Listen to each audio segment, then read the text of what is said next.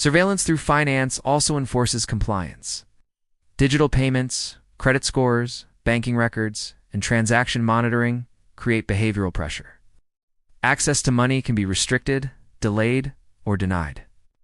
Financial reputation becomes social control. Those who deviate too far from accepted norms risk exclusion. When participation in society requires permission from financial systems, obedience becomes self-enforced. Crises are another mechanism, not an accident.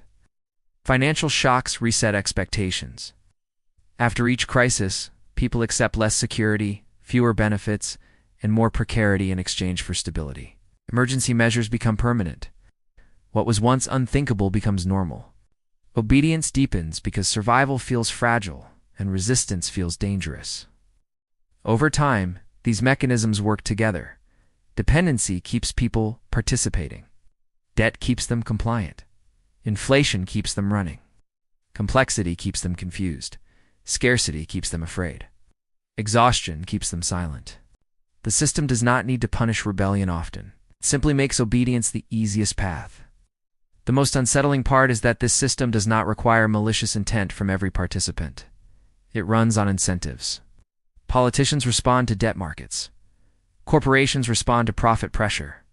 Central banks respond to stability mandates.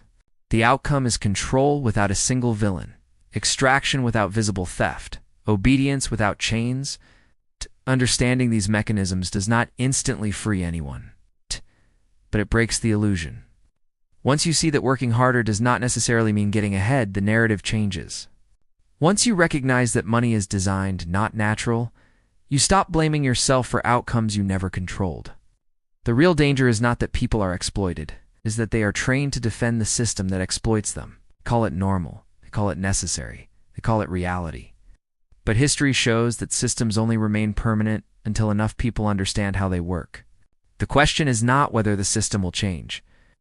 It always does. The question is, who will be prepared when it does, and who will still believe obedience is the same thing as security.